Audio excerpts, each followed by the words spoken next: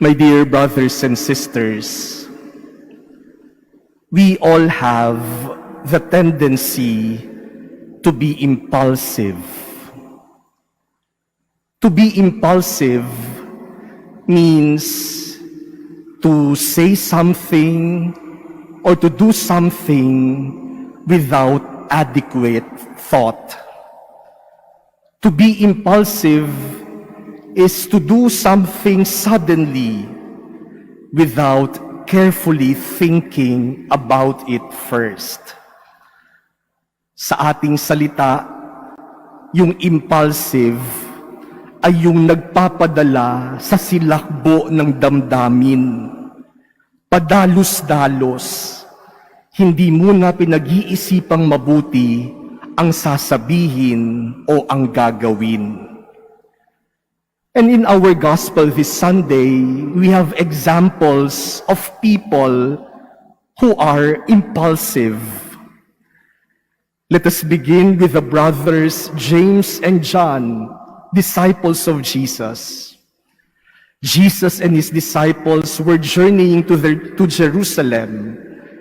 And as they journeyed to Jerusalem, they intended to pass through a Samaritan village.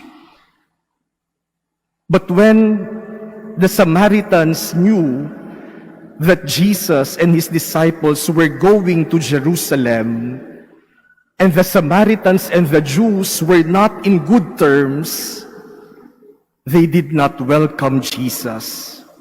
Hindi nila pinayagang dumaan si Jesus sa kanilang lugar. At dahil dito, nagalit ang magkapatid na Santiago at Juan. They said to Jesus, "Lord, do you want us to call down fire from heaven to consume them?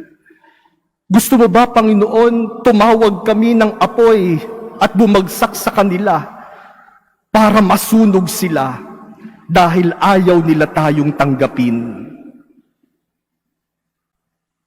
And what was the response of Jesus? Jesus rebuked them. Pinagsabihan sila ni Jesus.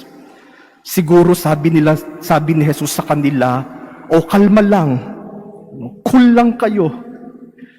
Huwag kayong padalos-dalos. Huwag kayong pabigla-bigla. Huwag kayong magpapadala sa silakbo ng inyong galit.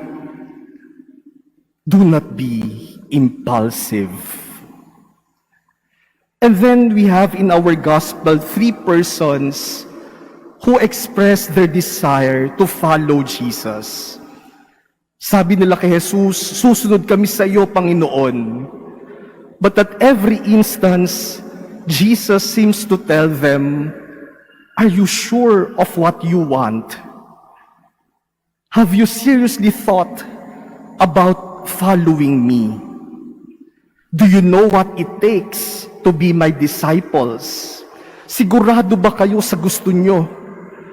Pinag-isipan niyo bang mabuti ang pagsunod sa akin? Alam niyo bang hindi biro ang maging alagad ko? Yang bang kagustuhan ninyong sumunod sa akin ay bunga ng inyong pag-iisip, pag-aaral at pagdarasal, at hindi lamang silakbo ng inyong damdamin." My dear brothers and sisters, many times we are like James, John, and these 3 people who wanted to follow Jesus. Many times we are also impulsive. Many times we also say something or do something without adequately thinking about it first. Many times because of anger, because of irritation, because of envy, because of jealousy, we say words, we do things which we really did not intend to say and do. But because we were not thinking well, we said those words, we did those actions, and then in the end, we regret having said or done them. Madalas nangyayari sa atin ito, nadala ng ating matinding emosyon, galit, inis, inggit, selos, o kahit na nga yung matinding emosyon ng kagalakan, ng pagmamahal. Nakakapagsalita tayo, nakakapagbitiw tayo ng salita, o nakakagawa tayo ng mga bagay na hindi naman talaga natin gustong sabihin o gawin, pero nagawa at nasabi natin, at sa bandang huli, pinagsisisihan natin. Dahil nagpadala lang tayo sa ating emosyon, dahil naging padalos-dalos tayo sa ating pagkilos. Oh, how many families have been destroyed? How many marriages have ended up in separation? How many relationships have been shattered? And how many lives have been wasted only because we were impulsive? How many wrong decisions have we made? And how many sins have we committed only because we did not think well first? Maraming kapahamakan ang nangyayari sa ating buhay, sa ating pamilya, at kahit na nga sa ating lipunan, dahil hindi muna nag-iisip ng mabuti, dahil hindi muna tinitimbang ang mga bagay-bagay, dahil hindi muna pinagdarasalan, dahil nagpapadala lamang tayo sa ating emosyon, padalos-dalos sa ating desisyon. My dear brothers and sisters, the good news is God is not impulsive. God is always sure of the things that He says and does.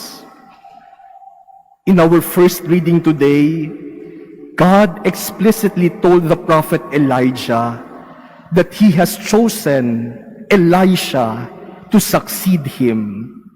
Tiyak na tiyak ang pagpili ng Diyos.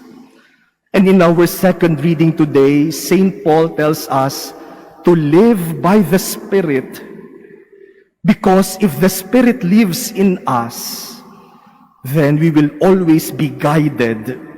We will always be sure of everything that we say and do. My dear brothers and sisters, let us not be impulsive in life and in faith. Sa buhay, hindi pwede yung padalos-dalos. Hindi pwede yung bira ka lang ng bira. Hindi pwede yung pagpapadala lang sa silakbo ng damdamin. Dahil kapag ganyan ang ating pagkilos, mauuwi lang tayo sa kapahamakan. Being impulsive will only lead us to our destruction. And people who are impulsive will have to face many troubles in life. People who are impulsive will have to live in guilt and regret.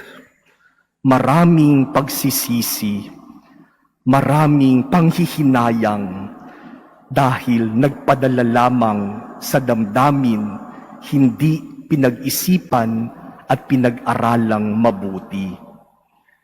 Today, my dear brothers and sisters, Jesus invites us to be wise disciples who think, who study, who contemplate, who weigh things, who pray over things, so that our every word will inspire others, so that our every action may be for the good of others, and so that our every step will lead us closer to Jesus, will lead us closer to God's kingdom, and will lead us closer to salvation.